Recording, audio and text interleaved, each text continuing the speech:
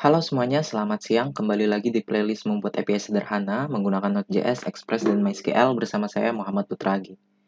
Di video sebelumnya kita sudah membuat model untuk student dan kita juga sudah mendefinisikan atribut-atribut apa saja yang diperlukan di dalam table students. Nah, pada video kali ini kita akan mencoba untuk menambahkan data ke dalam database. Jadi dalam kasus ini kita akan menambahkan data mahasiswa ke dalam table students. Kita langsung aja, kita buka file student controller, kemudian kita ke metode yang untuk menambahkan data mahasiswa yaitu create student. Nah, cara untuk menambahkannya sangat mudah, yaitu kita hanya perlu membuat variabel yaitu student. Ini bisa bebas nama variabelnya. Kemudian kita import dulu di atas ini. Kita import student modelnya ya. Kita import modelnya yang kita ambil dari folder student. Folder models, kemudian student model. Ini kita ambil, kemudian di sini tinggal kita panggil studentnya, kelas modelnya, dan dot create. Buka kurung, tutup kurung. Nah, untuk menambahkan atau membuat itu hanya seperti ini saja.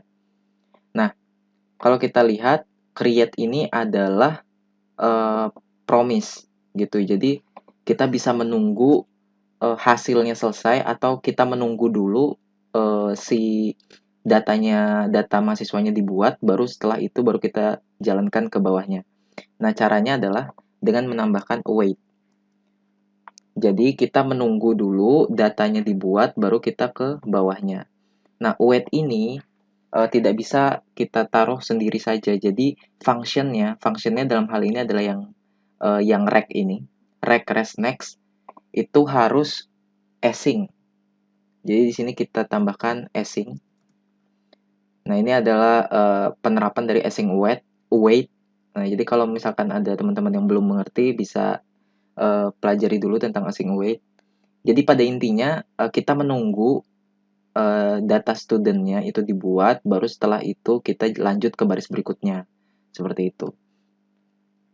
Nah, seperti ini. Kemudian di dalam parameter ini harusnya berbentuk objek, kemudian datanya apa saja. Nah, kita ingin data tersebut kita ambil dari request, kemudian .body. Jadi nanti ketika kita mengirimkan request dari Postman seperti itu sudah kita isi namanya apa, NIM-nya apa, jurusannya apa, dan IPK-nya berapa. Seperti itu. Nah, sebelum itu tapi saya komen dulu ini. Kita mau lihat dulu seperti apa sih bentuk dari rec.body. Console log rec.body. Kita save. Kemudian kita ke Postman. Kemudian create student. Nah, di create student kita pilih body, kemudian pilih raw, kemudian pilih JSON. Nah, di sini adalah body-nya atau inputan yang kita ingin kirimkan dengan kurung kerawal buka, kurung kerawal tutup, kemudian namanya ini dengan petik 2 ya. Nama atributnya apa aja? Tadi kan student itu membutuhkan name. Kita masukkan name-nya siapa, misalkan John Doe. Kemudian NIM-nya berapa? 1, 2, 3, 4, 5, 6, 7, 8. Kemudian jurusannya. Misalkan sistem informasi. Kemudian yang terakhir adalah IPK. IPK-nya kan desimal ya, atau double. Berarti kita menggunakan 3.5 atau 3,5. Nah, ini kalau kita kirim,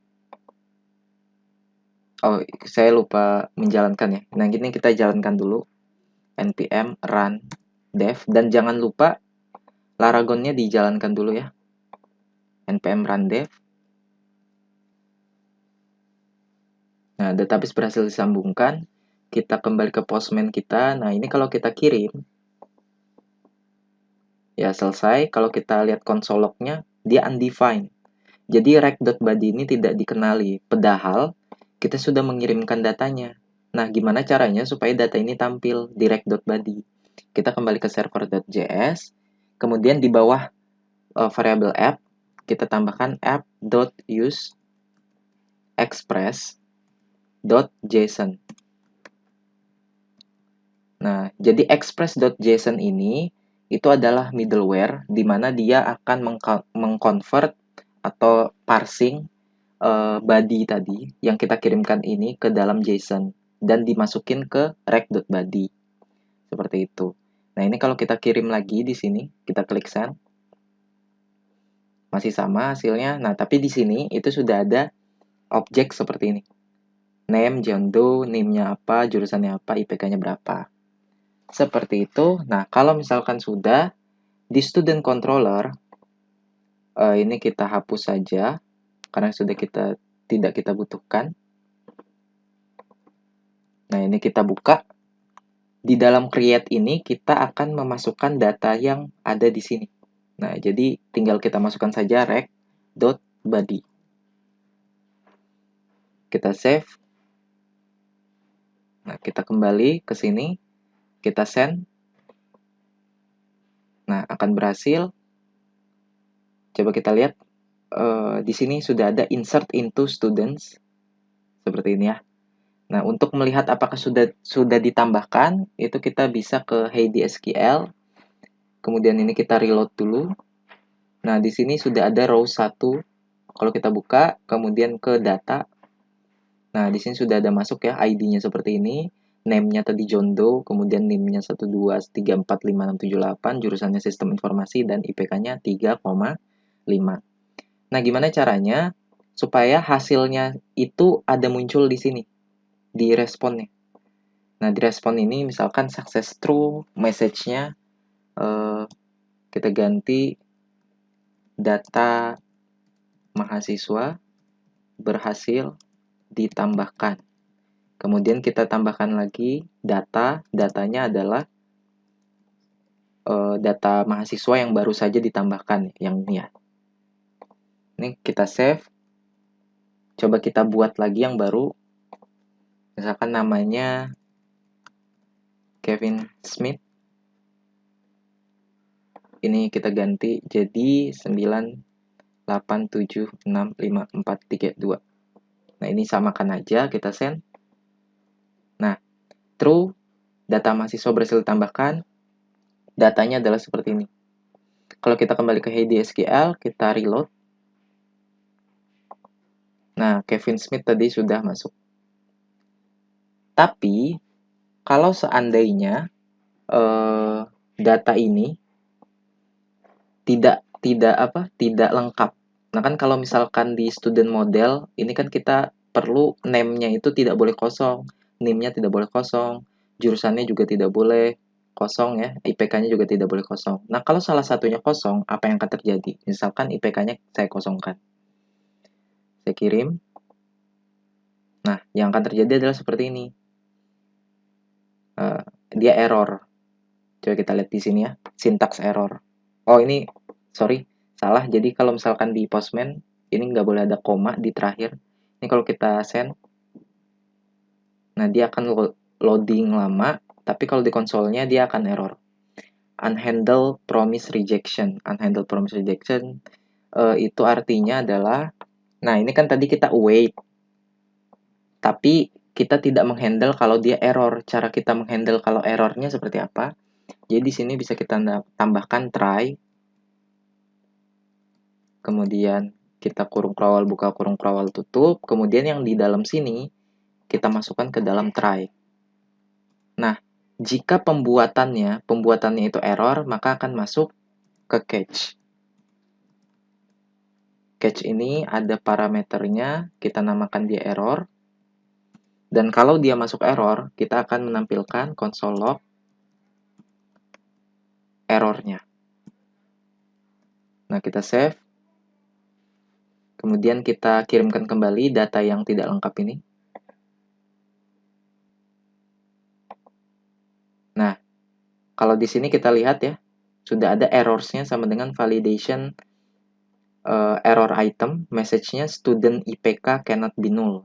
Kalau misalkan kita pengen mengirimkan respon seperti ini ya, ini kita copy misalkan. Kita copy, kemudian di sini. Nah, statusnya itu 400 karena kesalahannya dari user, suksesnya itu false, kemudian data mahasiswa gagal ditambahkan. Nah, tapi kalau message-nya ini kita ambil dari error.message saja. Error.message. Nah, untuk ini datanya tidak perlu. Kita save. Kalau kita kembali, kita send lagi datanya. Nah, seperti ini. Success false, message-nya not null violation, student.ipk cannot be null. Jadi IPK-nya nggak boleh kosong. Seperti itu. Jadi kita sudah error handling-nya sudah ada, dan kita sudah juga bisa menambahkan data ke database kita. Mungkin videonya saya cukupkan, dan selamat siang semuanya.